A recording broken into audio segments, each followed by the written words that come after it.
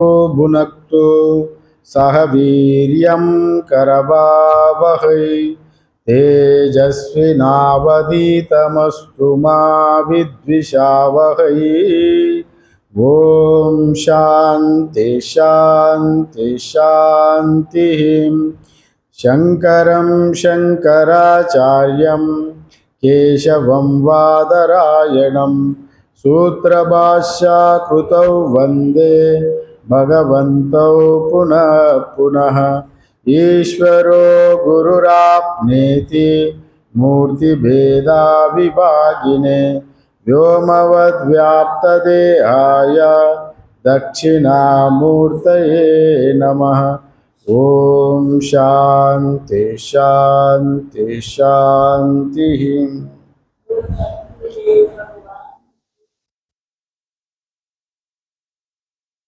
हम लोग विचार कर रहा है यहाँ कठोपनिषद का प्रथम अध्याय दूसरा वल्ली का आज 10वीं श्लोका देखेंगे। यहाँ 10वीं श्लोका में जो यमधर्मराज जो नचिकेता का बारे में और प्रशंसा कर रहा है यहाँ पर, और मंत्र का एक बार पहले मंत्र का उच्चारण करें, बाद में इसका व्याख्या करेंगे। जानाम्यहं सेवदिरित्य नित्यं नव्यध्रुवै प्राप्यते हि ध्रुवं तत् ततो मया नचिकेतच्चितोऽग्नि अनित्यै द्रव्यै प्राप्तवानास्मि नित्यम्। यहाँ पर नचिकेता का बारे में यमराज प्रशंसा करते हुए ये कह रहा है, जानाम्यहं सेवधीरित्य नित्यम नव्यध्रुवै प्राप्यते ही ध्रुवम तत्। मतलब यहाँ पर जानाम्यहं, मैं जानता हूँ। पंखा चालू कर लो आप। हाँ, नहीं तो इधर ये पंखा नीचे पे। ठीक है ठीक है ठीक है। जानाम्यहं सेवधीरित्य नित्यम, यहाँ पर सेवधि का मतलब होता है कर्मफल रूपी निधि का। यहाँ पर सेवधि कहा गया, कर्मफल रूपी निधि।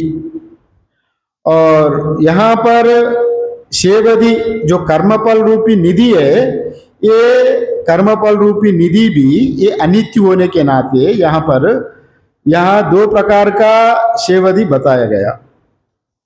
यहाँ पर सेवधि का अर्थ होता है निधि है, सेवा मतलब सुख देने वाला सेवधि कहा गया। यहाँ पर हम लोगों को जो कुछ सुख देता है वो सेवधि, मतलब यहाँ निधि जो संपदा हमको सुख देता है, भौतिक सुख, इसलिए इसको सेवधि कहा गया।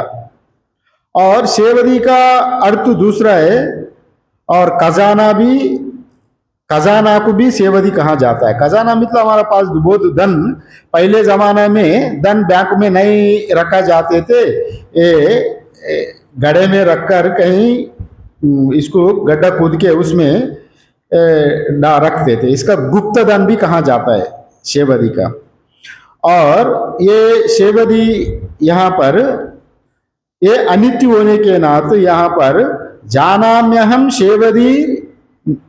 सेवधि इत्य नित्यानाम इति, सेवधि की मैं जानता हूं, ये अनित्य है, ये पदार्थ अनित्य है। और दो प्रकार का सेवधि है, दो प्रकार का धन है। और वो दो प्रकार का धन कौन सा है? और एक भाव्य धन है, एक आंतरिक धन है। भाव्य धन तो और सोना रत्न हीरा घोड़ा और जमीन जायदाद जितने ही सेवधि है वो भौतिक संपत्ति है, भाव्य धन कहा गया। और आंतरिक धन क्या है? जो कुछ उपासना करके जमाता है ना, उपासना करके हम लोगों को जमाता है, मैंने पुण्य फल को खूब जमा के रख दिया, उसी का आंतरिक धन कहा गया। इसी को ही दो प्रकार का वित्त कहा गया, मानुष्य वित्त, दैवी वित्त।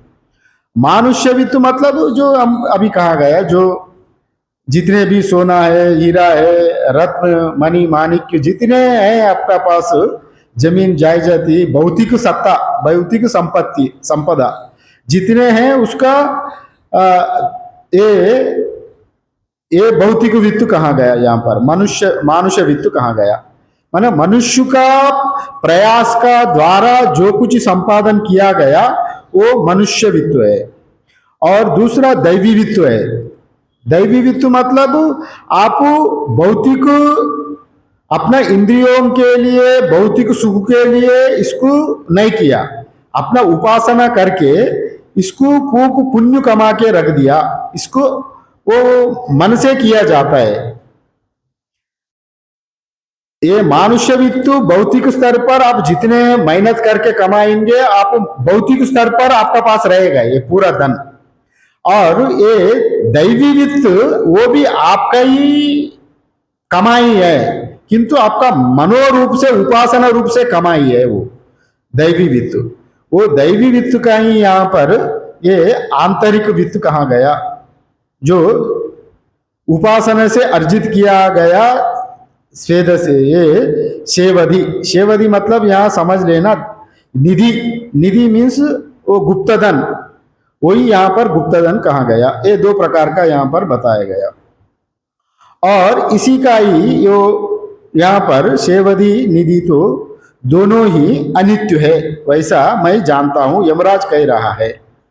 जानाम्य हम शेवधि रीत्या अनित्या अनित्यानाम, मतलब ये दोनों प्रकार का वित्तु अनित्य है, ये मैं खुद जानता हूं। उपासना भी अनित्य है, मतलब उपासना अनित्य क्यों है? अगर कोई सकाम उपासना करके अगर स्वर्ग भी जाएंगे, ब्रह्मलोक भी जाएंगे, सकाम कर्म का बारी में उनको ब्रह्मलोक स्वर्ग में जाके भोग करने का इच्छा होने के नाते वो सकाम उपासना किया। कई लोग वैसा करता है। हमारा वैदिक परंपरा में, वैदिक कर्मकांड में स्वर्ग जाने के लिए ही वो कर्म करते थे, उपासना करते थे, अग्निहोत्रादि इत्यादि वो उपासना का ये स्वर्ग जाने के लिए करते थे। अगर स्वर्ग भोगने के लिए, वहां मोक्ष के लिए नहीं, स्वर्ग भोगने के लिए ही इत्यादि उपासना करते थे, उन लोगों के लिए यहाँ कह रहा है दोनों, जो भौतिक सत्ता, जो मानुष्य वित्त और जो दैवी वित्त, दोनों ही अनित्य है, ये दो मैं जानता हूं। यहां पर यमराज नचिकेता से कह रहा है। अभी यमराज कहने जा रहा है नचिकेता का बारे में, ये नचिकेता तुम हमसे बढ़कर वैरागीवान हो। जब यमराज जब साधारण रूप में पृथ्वी में था गृहस्थ होकर, उन भी ये नचिकेता का अग्नि चयन किया था। ये नचिकेता अग्नि चयन करके अनेक पुण्य कमा के उनको वो यम का पदवी प्राप्ति हुआ। वो यही कह रहा है, मैं जानते थे मैं ये सुख, इसका फल ये है, इसको जानबूझकर ही मैं ये अग्निहोत्रादि कर्म किया, इसलिए तुम्हारा सामने पूरा सामग्री सामने होते हुए भी तुम उसको ठुकरा दिया। मैं जानते हुए भी लौकिक सुख के लिए ही मैं यमलोक प्राप्त के लिए गया हूं। अभी आगे कह रहा है, पूरा हम देखेंगे तो स्पष्ट होगा। नव्य ध्रुवै प्राप्यते ही ध्रुवम तत्, न यह अध्रुवै प्राप्यते ही ध्रुवम तत्, मतलब जो अनित्य वस्तु से नित्य आत्म प्राप्ति नहीं प्राप्ति किया जाएगा। अध्रुव से ध्रुव की प्राप्ति नहीं होगी। मतलब यहाँ अध्रुव मतलब अनित्य, ध्रुव मतलब आत्मज्ञान का ही यहाँ ध्रुव कहा गया। हाँ, ये अध्रुव से ध्रुव की प्राप्ति नहीं होगी। अनित्य वस्तुओं से नित्य आत्मा का प्राप्ति नहीं होगा, यहाँ पर ये कहा गया। इसलिए यहाँ पर ना अव्य ध्रुव प्राप्यते ही ध्रुवम तत्, और मोक्ष को ही जो साधनों से उत्पन्न किया नहीं जाता, जो भी मोक्ष है उपासना करके मोक्ष का उत्पत्ति नहीं होगी। अगर मोक्ष को अपना स्वरूप ही है मोक्ष, उसका साधना से उत्पन्न किया नहीं जाता है।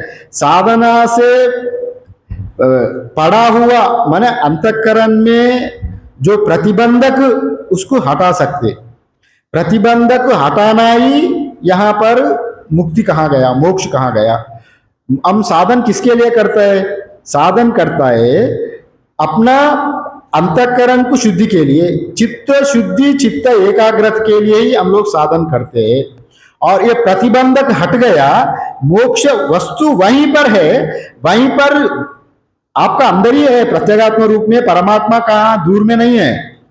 कई लोग वैसा, उन लोगों का मानना है समाधि करे तो ही मोक्ष मिलेगा, वैसा है तो मोक्ष नहीं मिलेगा, इसलिए बहुत साधना करना है, बहुत तप करना है, हम ये करना वो करना, मरे करने में ही कर्मठ बन के वो बड़े शरीर को दुख देता है। अंततोगत्व हमारा बेस्ट उदाहरण है बुद्ध भगवान। बुद्ध भगवान ने इतने तपाया शरीर को, अंततोगत्व उन कुछ नहीं पाया।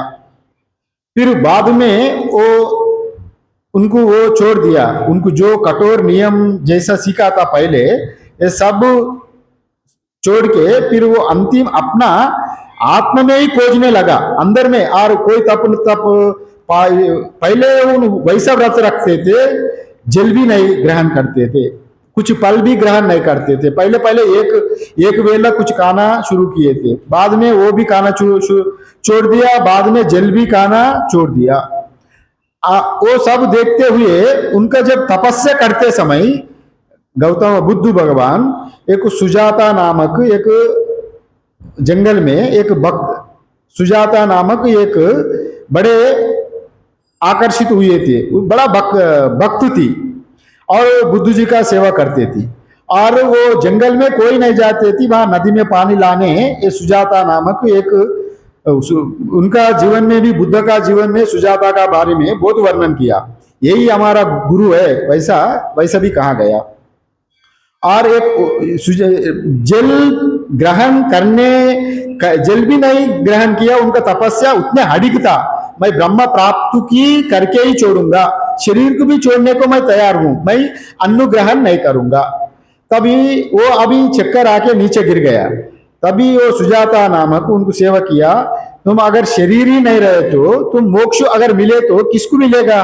शरीर तो रहना है ना, शरीर रहे तो आपका बोध रहेगा, ज्ञान टिकेगा शरीर में ही। अगर बोध की आप शरीर से ही आप निकल जाएंगे तो ये बोध किसको होगा? तभी बोले तो ये सही बात है, उनका आभा अंदर से भी वही वैसे ही आभास आ गया, तब से वो भोजन करने शुरू किया। माने समाधि से भी यहाँ बोलने का ये यहाँ है, मोक्ष कहाँ साधनों से उत्पन्न नहीं होता। जैसा अभी हमको जल कुआं कूदना है जी, पानी का आवश्यकता है, कुआं कूदना है तो हम मिट्टी की हटा रहे, किंतु जल को वहां नहीं डाल रहे, जल स्वयं वहां पर है, मौजूद है। मौजूद का जल को हमको प्रतिबंधक मिट्टी है, मिट्टी की हटाए तो जल अपना आप वहां उपलब्ध होगा। आप अपना में, हमारा अंदर में अपना आप स्वयं ब्रह्म ही है। उपनिषद तो यही घोषित करता है, जीवो ब्रह्मैव ना परा, जीव ब्रह्म से अलग कभी हुआ ही नहीं है। हम जब ये उपाधि से ममेक होने के नाते, उपाधि का से हम ज्यादा अटैचमेंट होने के नाते हम अपने स्वरूप को पहचान नहीं पा रहा है। इसी का वजह से आपको प्रतिबंधक हटाने के लिए साधना कहा गया। अगर प्रतिबंधक हटाए तो आपको ब्रह्म प्राप्ति के लिए कहाँ जाने का आवश्यकता नहीं, यहीं की यहीं आपको ब्रह्म बोध हो जाएगा। आप मैं ही ब्रह्म हूं, कल मैं बताए थे उसका, जो ब्रह्मज्ञ पुरुष जैसा घट फट गया, घट का उपाधि फट गया तो घटाकाश महाकाश में जाके कहा ऊपर जाके लीन नहीं होगी, वहीं की वहीं वो महाकाश में लीन हो जाती है।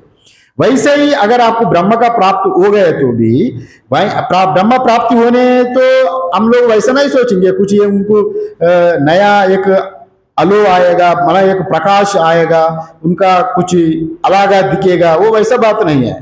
वो मन का व्यापार है। ये साधना अलग है। आप जब ये होता है, आप बड़ा गायत्री का जप कर रहे हैं, उपासना कर रहे हैं, बड़ा साधना करे तो एक साधना का तेज आपको दिखने लगेगा, किंतु ब्रह्म ज्ञान का तेज वैसा नहीं दिखेगी। ब्रह्म ज्ञान को प्राप्त होते हुए भी वो सब जगह में ब्रह्म ही ब्रह्म देखता है। वो शरीर कार्य कारण संगात का अपना नहीं मानता। शरीर अगर वो दुखी भी हो, शरीर को दुखी हो, उनका बीमारी भी हो, कुछ कैंसर हो, वो शरीर को नहीं मानने के कारण उनको दुख ही नहीं होता। अगर शरीर कोई अच्छा 56 भोग लाया, बड़ा प्रसन्न से खा लिया, बहुत आनंद आया, उनको वो भी नहीं लगता है उनको, अरे मैं इतने प्रसन्न हो गया, इतने हमको भोग खिलाया, इतने अच्छा व्यंजन खिलाया, बड़ा प्रसन्न हूं, उनको वो नहीं लगता, लिप्त नहीं होता। शरीर से लिप्त ना होने के नाते ब्रह्मज्ञानी का शीतोष्ण सुख दुखेशु समसंग विवर्जिता तुल्य निंदा स्तुतिर्मौनी संतुष्टो येन केनचित इत्यादि गीता में भी कहा गया। ब्रह्मज्ञ पुरुष जैसा रहता है, कोई उनको डांटे, कोई प्रशंसा करे, कोई कुछ उनका कोई लिप्त नहीं होता है, क्योंकि वो मोक्ष को पा लिया है। यहाँ मोक्ष कोई हम लोग तैयार होने का चीज नहीं है, और जो चीज तैयार होता है ना वो नाशवान होता है। उत्पत्ति आपति संस्कृति विकृतिंचा क्रियाफलम, सुरेश्वराचार्य ने नैष्कर्म सिद्धि में कहा गया, उत्पत्ति आपति संस्कृति विकृति क्रियाफलम। अगर आपका गर्मी लग रहा है तो आपका सोचा था हमको ठंडा पानी पीने का, आपका इच्छा हो गई, ठंडा पानी पीने का इच्छा हो गए तो आप क्या किया था, बाजार जाके एक मटका खरीद करके ले आया। पहले आपका पास गड़े नहीं था, पहले आपका पास गड़े नहीं था, आपको जल पीने का अभाव था। पहले आप बाजार में गया, मटका ले आया, वो मटका को साफ किया, यहाँ घटा तैयार हो गई। उत्पत्ति, घटा का उत्पत्ति तो कुमार किया गया, कुमार उत्पादन किया हुआ घड़े को आप ले आया। उत्पत्ति आप थी, आप जो उसको अपना लिया, आप कुछ ही 10-50 रुपए देके घड़ा ले आके, उत्पत्ति आप थी, आप ले लिया। आप संस्कृति माने उसको साबुन से बढ़िया अच्छे से मिट्टी बड़ा से अच्छे से उसको साफ किया, इसको संस्कृति कहा जाता है। साफ करके उसको जल उसमें डाल के उसका जल ग्रहण कर रहा है। पहले गड़ा नहीं था, और वो उत्पत्ति हो गई, कुमार उत्पादन करके रख दिया, आप उसको आप थी, उसको आप अपना लिया, पैसा देके ले लिया, संस्कारित भी किया, आप संस्कारित किया। उत्पत्ति आप थी, संस्कृति हो गया, जल पीने लायक हो गई, जल पी रहा है। एक दिन हो गया विकृति, उसको घटा पट गई। और जैसा जो चीज उत्पत्ति होता है, जितने भी संस्कारित करे गए, वो चीज अंततो गत्वा वो नहीं रहेगा। यहाँ भी ये भी कहने जा रहा है, यहाँ पर आपका जो मानुष्यवित्व है, दैवी वित्व है। मानुष्यवित्व तो आप यहीं पर जो भौतिक सुख के लिए जो जितने संपादन आप करके रख दिया, वो शरीर यहीं पर शरीर जब छोड़ेंगे तो शरीर का साथ भौतिक वस्तुएं भी यहीं पर छोड़ के जाना, और आपको दैवी वित्व आपका साथ आएगा। दैवी वित्व सूक्ष्म होने के नाते, वो मान उपासना होने के नाते, उपासना का फल आपका साथ आएगा, और ब्रह्मलोक पर्यंत आपका साथ वो उपासना फल आपको ले जाएंगे। और अगर ये यहाँ पर सकाम उपासना का बारे में बता रहा है, सकाम कर्म, जो सकाम उपासक जो कर्म उपासना किया गया, वो निधि जो बताया यहाँ पर शेवधि, वो शेवधि है यहाँ पर। निधि जो गुप्त धन है, वो निधि का बारे में बता रहा है। 2 प्रकार का निधि है, और अगर भौतिक निधि तो यहीं छोड़ेंगे, और हमारा उपासना करके जो ब्रह्मलोक पर्यंत जाने का जो निधि है, हमारा जो संपादन करके रख दिया दैवी वित्त का, अगर वो भी अनंत काल तक आप सुख भोगेंगे। किंतु अब जब तक आपका पैसा है तो बड़ा 5 स्टार होटल में, और 2 साल के लिए 5 साल के लिए आप दे दिया, उनको रख दिया। जब वो पैसा खत्म हो गया तो आप 10 साल तक वो भी बड़ा अच्छे से रहा, आपका बैलेंस खत्म हो गया, अब यहां से निकलना है। फिर 5-10 साल 5 स्टार होटल में आके रह के, फिर आप साधारण एक गली में कमरा किराए लेके अगर रहे तो इतने दर्द होगा ना, जीवन वैसा आदत बन गई। मैंने अच्छे जीवन जीने का आदत बनने के बाद नीचे आने आए तो बड़े दुख लगता है। आदमी इंसान इसलिए बड़े बड़े लोग कूद कुछ कर लेता है, अपना आप को खत्म कर लेता है, इसलिए मैंने वो सहन नहीं कर पाता है, मैंने उनको आदत नहीं रहता है ना। मैं उतने बड़े पदवी पर था, अभी मैं इतने छोटा हो गया समाज में, मैं जीने का कोई मकसद नहीं है, वैसे सोचने लगेगा आदमी। मैंने वो ये अनित्य पल बताने के लिए यहाँ यो यमधर्मराज ये क्यों क्यों बता रहे हैं नचिकेता को। मैं भी जब ये पृथ्वी लोक में था, मैं भी यज्ञ आगादि ये शेवधि इत्यादि मैं जानता हूं इसका पल। पल जान के पल पल के लिए मैं गया था वहां, पल प्राप्ति के लिए। वो पल को मैं विराट रूप में मैं उपासना किया, मैंने विस्तार से, तभी मैं ये देवत्व पदवी प्राप्त हो गए, यम पदवी प्राप्त हो गई उनको। और ये यहाँ पर बता रहा है, ये ध्रुव वस्तु जो सत्यात्मा वहां तक वाणी नहीं पहुंचती, मोक्ष का वो अवांग मानस गोचरम, वहां तक वाणी का गति भी नहीं होता है। तैत्तरीय उपनिषद में कहा गया, और यथो वाचो निवर्तन्ते अप्राप्य मनसा सह आनंदम ब्रह्मणो विद्वान न विवेति कुतचन इत्यादि कहा गया। माने यथो वाचो निवर्तन्ते अप्राप्य मनसा सह, वहां आत्मा में वाणी का गति, आप ब्रह्म क्या चीज है आप नहीं बोल सकते, मुंह से अनुभव नहीं कर सकते। अगर एक अच्छे से मिठाई खा रहा है, आपको कैसा है जी, वो मीठा है जी, आप कह सकते, मुंह से बोल सकते, इसका अनुभव कर सकते, इंद्रियों का वो अनुभव करने का चीज है, मीठा खट्टा इत्यादि। किंतु ब्रह्म ज्ञान वो इंद्रियों का जाना नहीं जाता है, उसका आप अंततो गत्वा व्यवहार देख के ही पता चलेगा। अरे वाह, अगर कोई इंसान का उनका व्यवहार देखेंगे तो, और ब्रह्मज्ञ पुरुष, ये ब्रह्मज्ञ पुरुष है, ये अलिप्त है, माने किसी से कोई लिप्त नहीं होता है, अच्छा बुरा से कोई इनका प्रभाव नहीं पड़ रहा है इसका मन में। और कोई वैसा वाला पुरुष ही वैसा उनको जान सकते, किंतु वो अपने से बोलेंगे भी नहीं मैं ब्रह्मज्ञ हूं, मैं इसको अनुभव कर रहा हूं। वैसा जैसा एक गूंगा आदमी है, बधिरा बधिरा गूंगा है, बधिरा है, वो बोल नहीं पाता, कुछ नहीं करता है। अगर उनका मुंह में आपको अच्छे से अच्छा रसगुल्ला डालेंगे, दे दिया उनको, वो काके बड़े प्रसन्न हो गया, उनका चेहरा देख के आप अरे ये चीज अच्छा है, इनको मन में आनंद आ रहा है, वाह, उनका चेहरा देख के हम लोग समझ सकते। किंतु वो गूंगा है ना, वो नहीं बोलेंगे। ब्रह्म ज्ञान का भी वैसे ही होता है, ये पूरा प्रपंच को अनित्य देखने के नाते ये कौन किसको बोलेगा मैं ब्रह्म हूं बोल के, अगर वैसे बोला भी नहीं जाता है, वो अनुभव का चीज है। इसलिए वहां पर वो यथो वाचो निवर्तन्ते अप्राप्य मनसा सा, वो मन का भी गति नहीं है, वो वाणी का गति भी नहीं है, वो वाणी वहां तक पहुंचते भी नहीं है। इसलिए यहाँ पर ये ब्रह्मा आनंद के बारे में यहाँ कहा गया। यहाँ इन दोनों आनंदों में विषय आनंद ही ये अध्रुव ही है, दोनों ही अनित्य है, ये ध्रुव नहीं है। अध्रुव मतलब अनित्य वस्तु, अनित्य सुख अध्रुव कहा गया। ध्रुव मीन्स यहाँ आत्मा ज्ञान का, आत्मा प्राप्ति का ही ध्रुव कहा गया। और ये अध्रुव अनित्य पदार्थों से जो उत्पत्ति प्राप्ति इत्यादि, वो नित्य आनंद का प्राप्ति नहीं हो सकता है, ये बात कहा गया। उपासना से भी हो और अपना भौतिक संपत्ति से भी हो ध्रुव प्राप्ति नहीं होगा। माने ध्रुव मतलब यहाँ नित्य आत्मा ज्ञान का अनुभव यहां से नहीं हो पाएगा।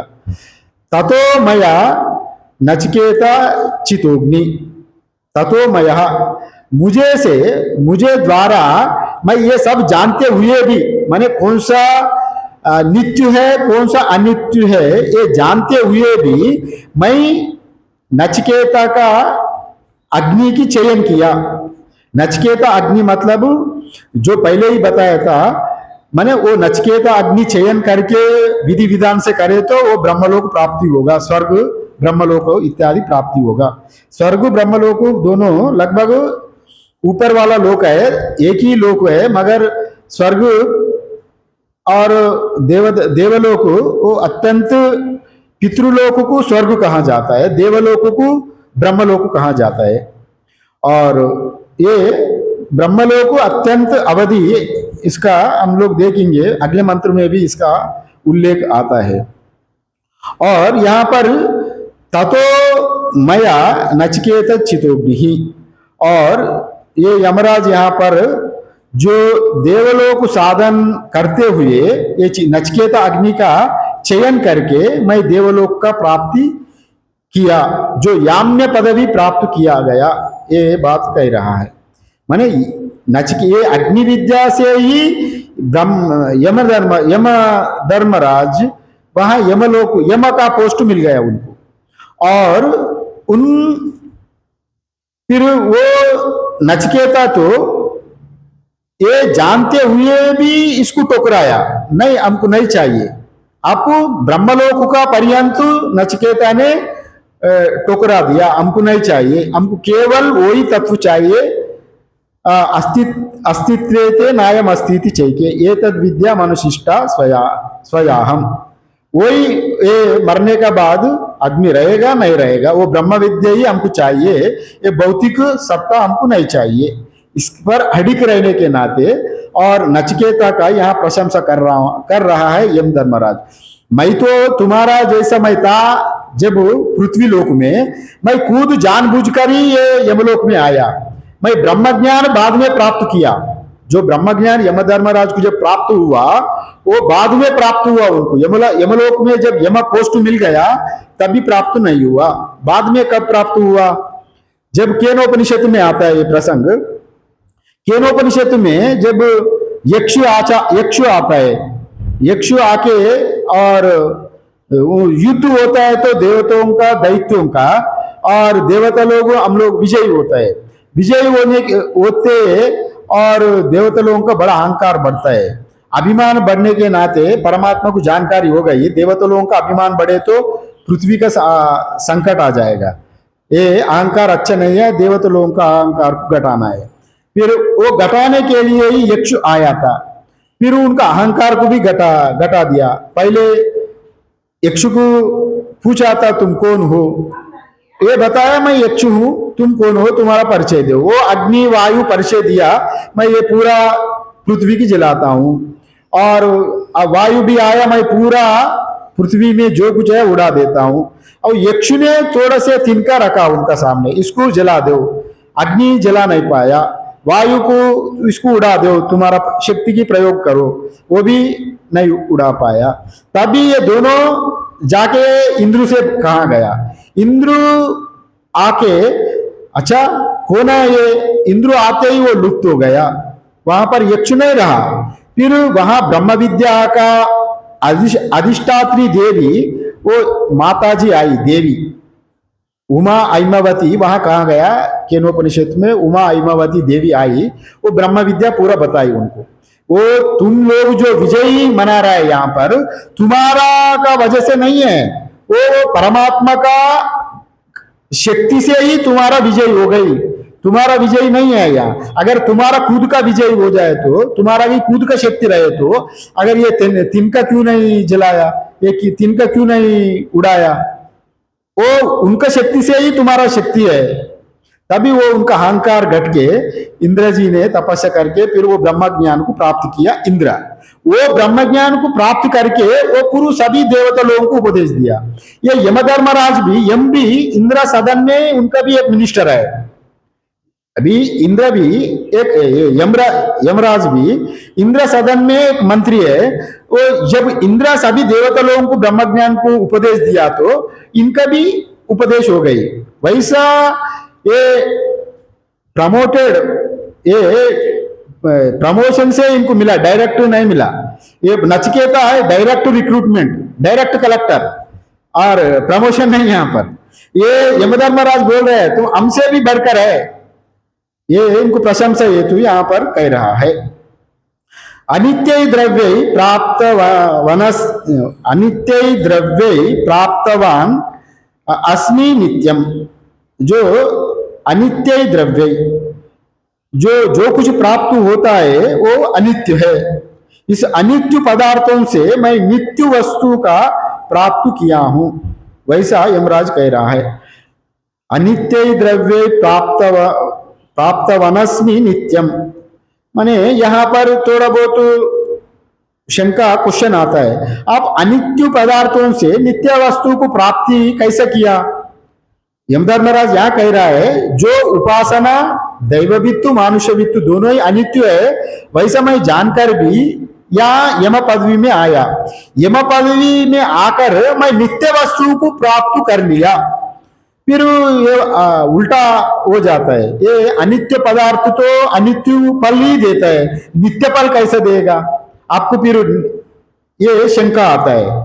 अभी शंका आए तो पूर्व पक्षी शंका उठाता है, ये कैसा आता है, ये अनित्य फल से नित्य फल कैसे प्राप्त होता है? यहाँ वो सिद्धांत कहता है तो स्वर्ग को यहाँ पर नित्य फल कहा गया।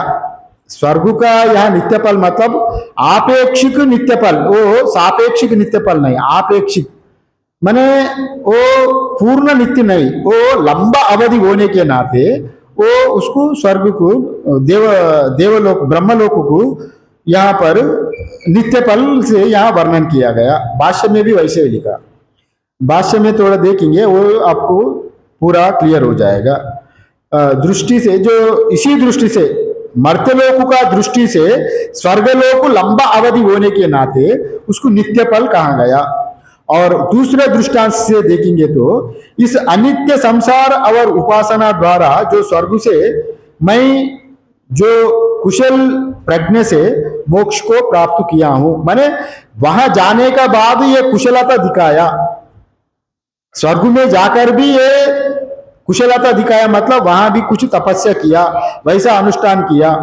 माने कुशलता मीन्स योग कर्मसु कौशलम, माने उनका कौशलता जो भी आप काम करेंगे, साधारणतः एक कंपनी में कहा कुछ काम कर रहा है, आपको कुशलता मतलब आपका जो योग्यता इतने है कर्म में, जो भी चीज को आप इतने कुशल बुद्धि से कर रहा है और आपको मालिक को देख के ही आपको एकदम बड़े पोस्ट में सीईओ पोस्ट में बिठा दिया, ये कुशलता है यहाँ पर। मतलब वहां स्वर्ग जाने के बाद ही मेरा ये पदवी प्राप्ति हो गई, वैसे भी ये करते दिया गया।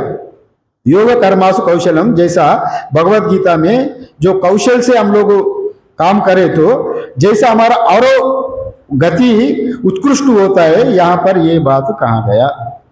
और जो ये जब भी जो कर्म उपासना करता है तो हृदय अंतःकरण शुद्धि होता है, अंतःकरण शुद्धि होने के बाद भी आप ब्रह्मा जी द्वारा ब्रह्म ज्ञान को प्राप्ति, वहां से ब्रह्मा जी द्वारा भी ब्रह्म ज्ञान का उपदेश दिया जाता है, वो भी एक क्रम है, इसका क्रम मुक्ति कहा जाता है। एक साध्य मुक्ति, एक क्रम मुक्ति। अगर कोई निष्काम उपासना से उपासना किया यहाँ पर, वो ब्रह्मलोक जाके क्रम मुक्ति माने जीवन मुक्ति, साध्य मुक्ति की यहाँ ही जीते हुए ही मुक्ति की साध्य मुक्ति कहा गया। फिर वो मरने के बाद विदेह मुक्ति की प्राप्त कर लेता है, जीवन मुक्त। और क्रम मुक्ति अगर ब्रह्मलोक में जाके इनका अंदर में जो उपासना का बल है और वहां जाके सकाम को निष्काम में परिवर्तन करके विरक्त होके और ब्रह्मा जी द्वारा वैसे भी प्राप्त करके वो नित्य ध्रुव को प्राप्त किया है, वैसे भी अर्थ यहाँ आता है। और यहाँ थोड़ा से भाष्य थोड़ा से ही है, एक ही बात है, और थोड़ा भाष्य देख लेंगे। पुनः अपि तुष्टा आहा, यहाँ पुनर् संतुष्ट होकर वे यमराज ने बोले इनके नचकेता से, जानामि अहम शेवादि निधि कर्मफलः लक्षणः निधि इव प्रार्थ्यते इति, मतलब मैं जानता हूं ये कर्मफल दो क्या है, दोनों का कर्मफल शेवादि मतलब या निधि, दो प्रकार का निधि मैं जानता हूं। या कर्मफल को ही निधि भी कहा गया, मतलब उपासना का जो कमाया हुआ वो निधि यहाँ वो भी कहा गया। कर्मफल रूपी निधि को शेवधि कहते हैं। और यही यहाँ पर पहले भी मैं बता चुका हूं, असो अनित्यम अनित्य अनित्य इति जानामि, और मैं जानता हूं ये सब, ये दोनों ही मानुष वित्तु दैव वित्तु, जो दो प्रकार का शेवधि निधि, इहलोक निधि परलोक निधि दोनों ही अनित्य बोल के मैं अच्छी प्रकार से जानता हूँ। असौ अनित्यम अनित्य इति ही जानामि, दोनों ही अनित्य बोल के ही मेरा ज्ञान है, वो मैं ये जान चुका हूँ। नहीं यस्मात् अनित्य ही अध्रुवई यत् नित्यम ध्रुवम तत् प्राप्यते परमात्मा आख्या शेवदी। माने यहाँ कह रहा है जो अनित्य ध्रुव से नित्य आत्मा का प्राप्ति नहीं होता है, चूंकि यहाँ पर जो अनित्य वस्तुओं के द्वारा उस नित्य वस्तु को यहाँ पर ध्रुव कहा गया, अनित्य वस्तु को अध्रुव कहा गया, जो परमात्मा नामक जो संपदा को नहीं पाया जाता है। और ये बात कहा या तो अनित्य सुखात्मक सेवदी सा एवं अनित्य द्रव्य प्राप्यते। माने जो अनित्य वस्तुओं के द्वारा तो अनित्य क्षणभंगुर सुख ही मिलेगा। अभी निष्काम कर्म सकाम उपासना सकाम कर्म करके जितने हम लोग यहाँ कमाएंगे उसका फल स्वरूप अब देवलोक भी जाए स्वर्गलोक भी जाए वो अनित्य ही हो जाएगा। यहाँ पर ये कहा गया यत् ततः तस्मात् मया जानता अपि नित्यम अनित्यम साधनैः प्राप्यते इति नचिकेतः चिता अग्नि अनित्यै अनित्य द्रव्य पशु आदिभिः स्वर्ग सुख साधन भूतः अग्नि निवर्तितः इत्यर्थः। मतलब मैं खुद जानबूझकर ही स्वर्ग जाने के लिए पशु धन रत्न इत्यादि जानबूझकर ही इसके लिए ही मैं यहाँ पर उपासना किया था।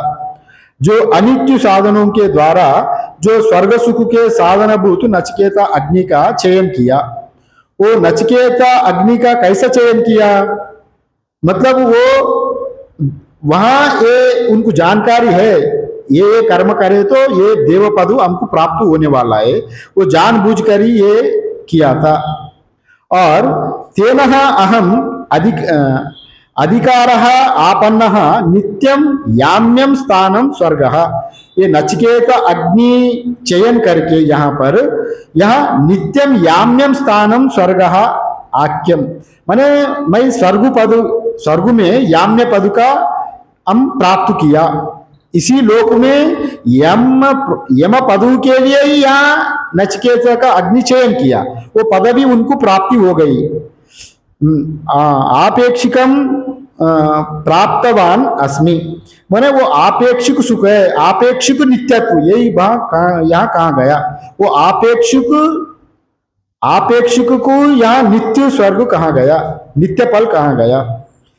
और यहाँ पर यही कह रहा है यमधर्मराज, मैं भी यहाँ पर वो नचिकेता तुम हमसे भी बढ़कर हो, क्योंकि मैं जानबूझकर ही यहाँ नचिकेता अग्नि किया करके मैं देवलोक पर्यंत गया, तब भी तुम वैसा नहीं किया। तुम सभी वस्तु तुम्हारा सामने होते हुए भी तुम सबको टुकराते हुए सीधा ब्रह्म प्राप्ति का ही अधिकारी बन गया।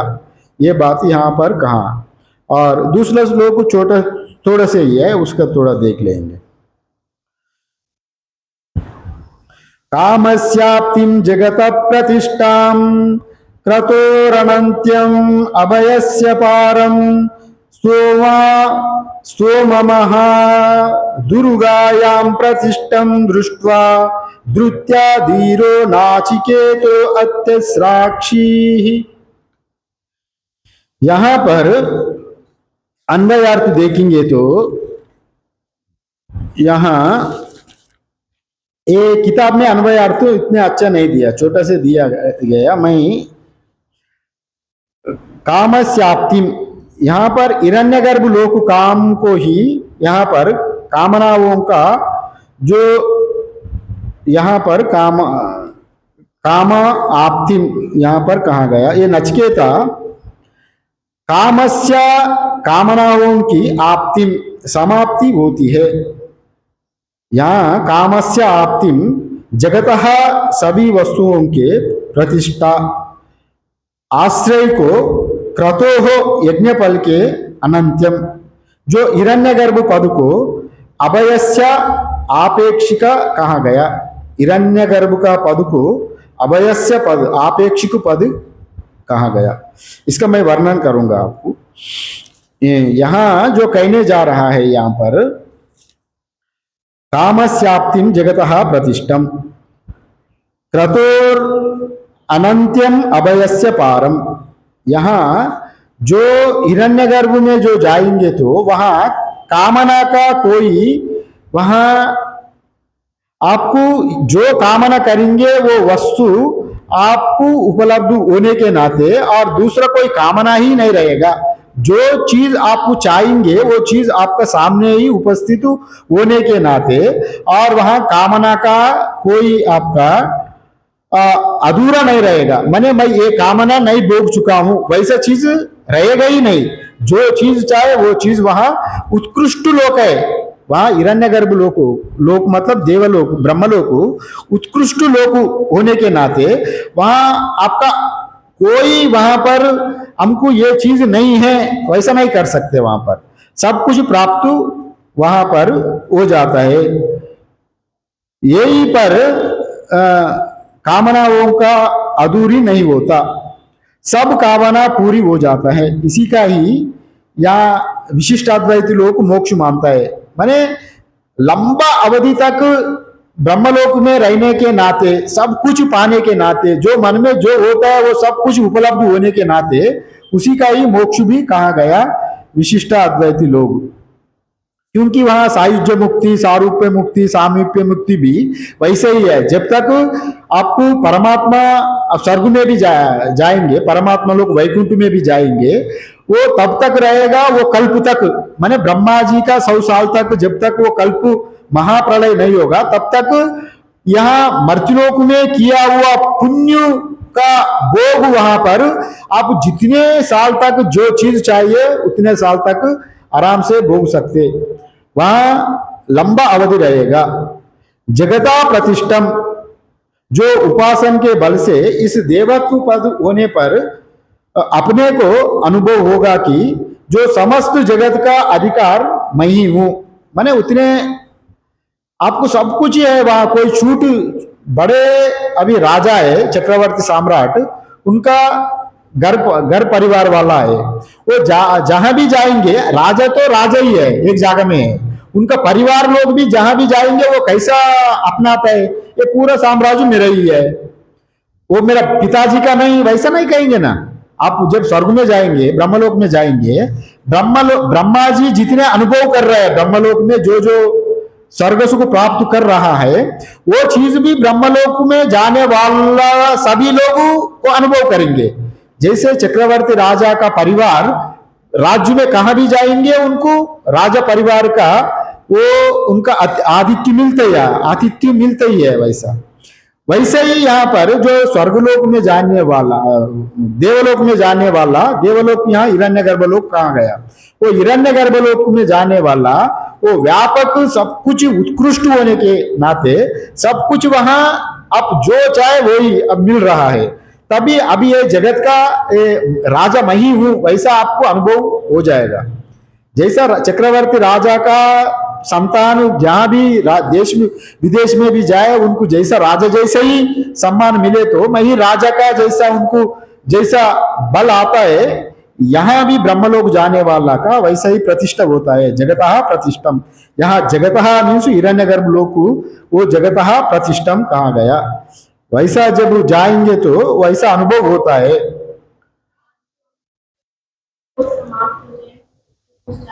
कौन सा? हाँ एक निश्चित समय तक रहेगी। जी जी, वो निश्चित समय जब समाप्त हो जाए तो उसका पश्चात शास्त्र में ही कहा गया, जब निश्चित समय तक अपना, जब तक आपका पास अकाउंट में बैलेंस है तब तक ही आपको चीज खरीद सकते हैं ऑनलाइन में।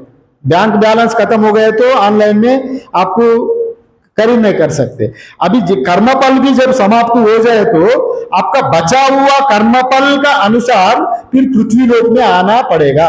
भगवत गीता क्लियर किया, आपका जो प्रश्न किया था भगवत गीता में क्लियर बताया भगवान ने, आप ब्रह्म भुवना लोका पुनरावर्ती अर्जुना, आप ब्रह्म भुवना लोका, यही यहाँ पर जो हिरण्यगर्भ लोक कह रहा है वही ब्रह्मलोक है। अगर वही काम सकाम उपासना से सकाम कर्म से ब्रह्मलोक भी गया ना, फिर वहां से कर्मफल जब शेष हो गया तब भी वो नीचे पृथ्वी लोक में आना है। इसलिए यहाँ पर वो पृथ्वी लोक में जब आएंगे ना यहाँ पर, फिर उसी का अनुसार मनुष्य जीवन में पशु पक्षी योनि में जन्म लेना पड़ेगा। ये यहाँ इसको भी मुक्ति कहा जा रहा है। मुक्ति क्यों कहा जा रहा है तो मैं आपको बता रहा हूं, इसका भी मुक्ति क्यों कहा जा रहा है तो मतलब आप देख लीजिए। आप ये आपेक्षिक मुक्ति है, सापेक्षिक मुक्ति नहीं है। आपेक्षिक मुक्ति मुक्ति जैसे ही है मगर मुक्ति नहीं है। माने करोड़ों साल आप उसी में रहने के नाते आप पुनर्जन्म का ज्ञान भी नहीं रहेगा, मैं फिर जन्म लेने वाला हूं वैसे बोध भी नहीं रहेगा, और लंबा लाखों साल आप वहीं पर रहेंगे और लंबा जीवन वहां जीने के नाते ये बात कहा गया। मतलब आप ब्रह्मा जी का 200 चतुर्युग माने 200 चतुर्युग हो जाए तो ब्रह्मा जी का एक दिन होता है। 200 चतुर्युग ब्रह्मा जी का एक दिन होता है जी। और ब्रह्मा जी का एक चतुर्युग 43,20,000 ईयर्स होता है एक ब्रह्मा जी का चतुर्युग। अगर ब्रह्मा जी का 100 साल एक दिन का ही इतने हो रहा है, ब्रह्मा जी का एक चतुर्युग का, अगर ब्रह्मा जी का 200 चतुर्युग हो गए तो ब्रह्मा जी 100 साल जिएंगे। आप कितने लाखों आप गिनती भी नहीं करेंगे उतने साल स्वर्ग में जिएंगे। उसी का वजह से इसको मोक्ष कहा गया। फिर ब्रह्मा जी का 100 साल पूरा होने के बाद नया ब्रह्मा जी आएगा, नया सृष्टि होगा। फिर ब्रह्मलोक में जितने लोग सकाम उपासक चले गए थे वो लोग फिर अपना अपना स्थान में जाना पड़ेगा। फिर नया सृष्टि में नया जो ब्रह्मा जी आएगा ना, अभी ब्रह्म पदों के लिए कहीं तपस्या करके बैठा, अभी कोई देवता ने उनको वरदान दिया तुम अगले कल्प में ब्रह्मा बनोगे। कई ब्रह्मा जी लाइन में है, अगले जीवन अगर आप सिंपली समझ लेंगे तो अगर यहाँ प्राइम मिनिस्टर है जी, प्राइम मिनिस्टर है तो उनका पूरा कैबिनेट है।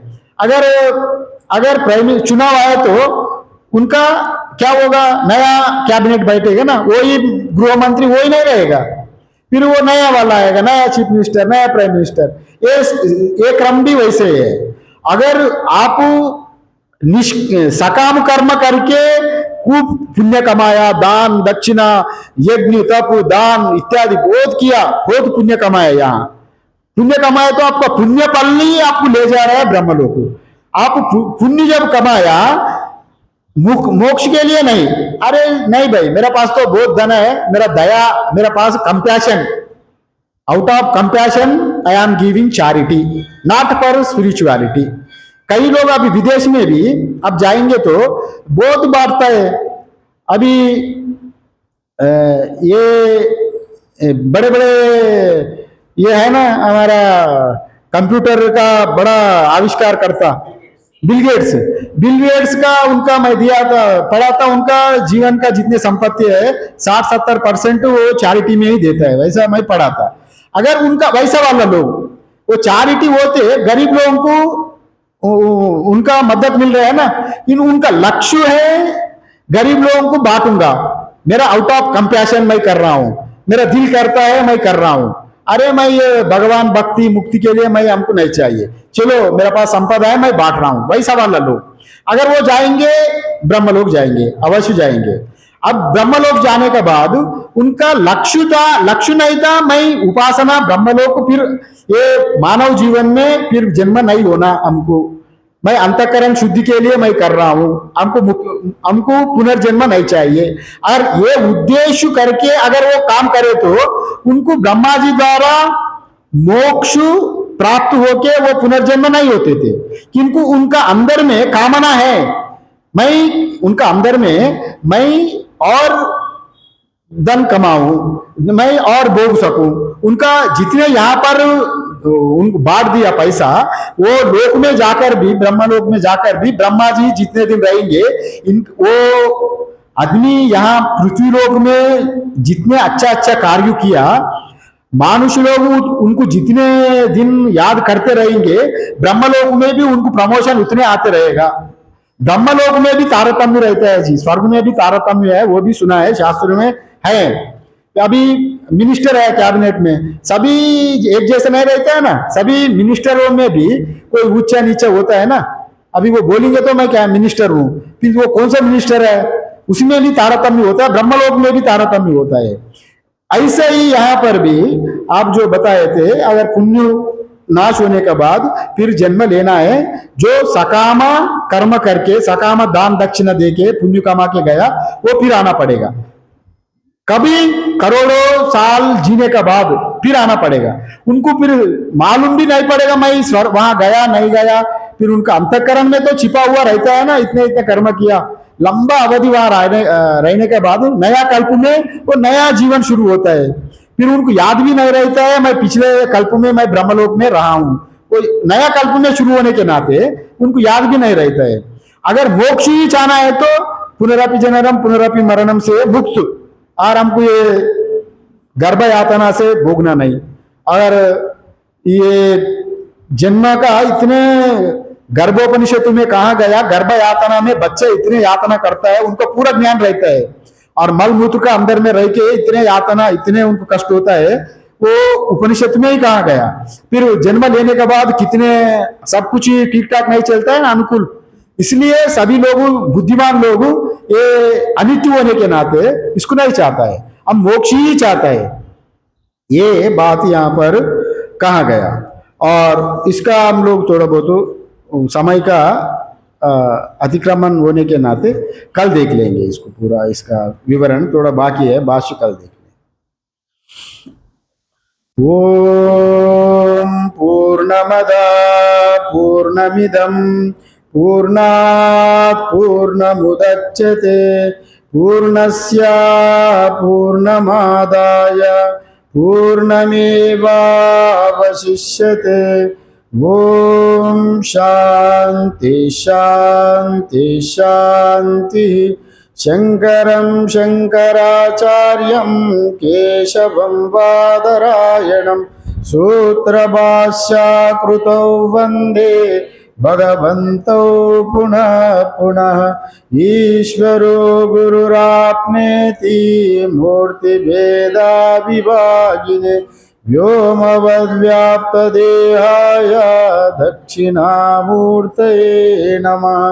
सर्वे भवन्तु सुखिनः, सर्वे सन्तु निरामय, सर्वे भद्राणि पश्यन्तु, मा कश्चित् दुःखभाग् भवेत्। ओम शांति शांति शांति। भगवान की जय।